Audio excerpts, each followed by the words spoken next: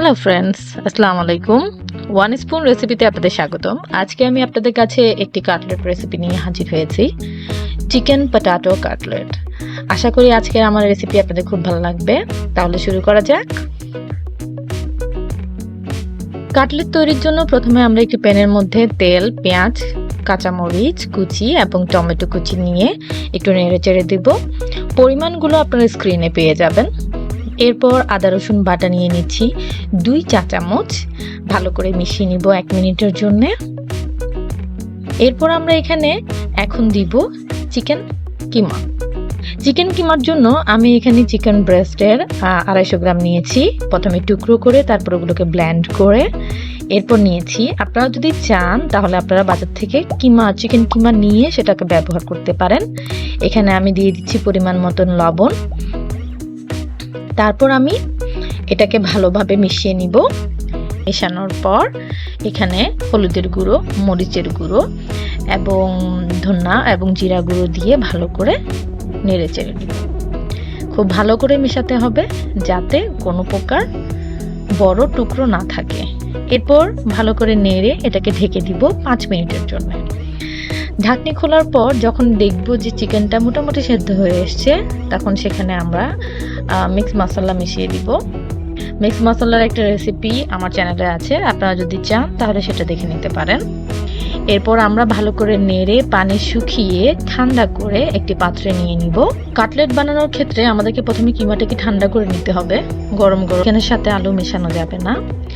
এখানে আমি মিক্স করার জন্য 3টে আলু নিয়েছি। 3টে আলুকে প্রথমে সিদ্ধ করে তারপর ঠান্ডা করে ছিলে নিয়েছি।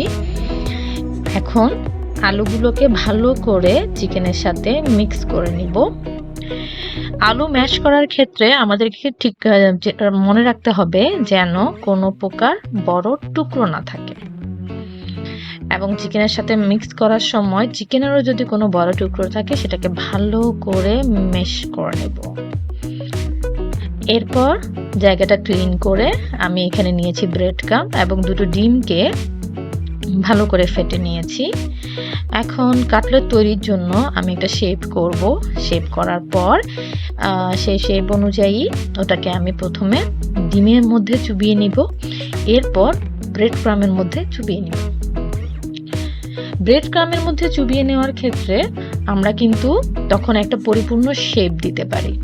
আর ব্রেড ক্রাম্বের মধ্যে দেওয়ার পর আমরা ভালো করে ওটাকে মিক্স করে নিব উল্টে পাল্টে, যাতে সব ক্ষেত্রে ব্রেড ক্রাম্বটা যেন মিশে যায়। এবং এটাকে ভালো করে একটা শেপ দেওয়ার পর একটা প্লেটে নিয়ে নিব এবং ঠান্ডা করার জন্য এটাকে ফ্রিজে ঢুকিয়ে রাখবো। ঠিক এই ক্ষেত্রে আপনি এটাকে স্টোর করতে পারেন। আমরা তেলে দেওয়ার আগে কাটলেটটিকে 2 ঘন্টার মতন ফ্রিজে রাখবো, ফ্রিজ আপ করে নেব। আপনারা এভাবে ফ্রিজ আপ করেও কিন্তু পরে ব্যবহার করতে পারবেন।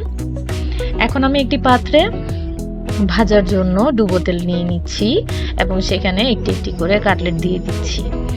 এক্ষেত্রে আমাদের মনে রাখতে হবে তেল গরম থাকবে কিন্তু কাটলেট থাকবে ঠান্ডা, তাহলে কিন্তু শেপটা ঠিক থাকবে। না হলে কিন্তু আপনি যদি কাটলেট বানানোর পরপরই যদি দিয়ে দেন তাহলে কিন্তু প্রপার শেপটা থাকবে না, এবং এটা যদি ঠান্ডা তেলে দেন তাহলে ছেড়ে আসার সম্ভাবনাটা বেশি। এরপর প্রথমে এক পার্ট হয়ে গেলে আরেক পার্ট তাড়াতাড়ি আমরা উল্টে দিব যাতে পুরোপুরি লাল না হয়। আমি এখানে কাটলেটটিকে মচমচে রাখার জন্য একটু বেশি করে ভেজে নেব। আপনারা যদি চান আপনাদের ইচ্ছা মতন করে ভেজে নেবেন। এক্ষেত্রে কিন্তু আমাদের চিকেন এবং আলু সব কিছুই কিন্তু রান্না করা আছে, তো সেক্ষেত্রে ভেতরে কাঁচা থাকবে ওই ধরনের কোনো প্রকার সম্ভাবনা আমাদের নেই এই কাটলেটের ক্ষেত্রে। সো আমরা আমাদের পছন্দ অনুযায়ী এটা কালার করে ভেজে নিতে পারি। আপনাদের যদি আমার আজকের এই রেসিপিটি ভালো লেগে থাকে আপনারা অবশ্যই কমেন্ট করবেন, লাইক করবেন এবং শেয়ার করবেন, আর আমার চ্যানেলটি সাবস্ক্রাইব করবেন। দেখুন এখন আমি কাটলেটটাকে ঠিক এই কালার হওয়ার পর নামিয়ে নিচ্ছি। এখন দেখুন আমার এইখানে কিন্তু আপনি একটা কালার দেখতে পাচ্ছেন। আপনি যদি চান এর চাইতে কমও ভাজতে পারবেন, তবে আমি ক্রিস্পি কাটলেট খুব বেশি পছন্দ করি, সেই জন্য আমি এই পরিমাণ ভেজে নিয়েছি। তাহলে আজকে এই পর্যন্তই। ধন্যবাদ সবাইকে।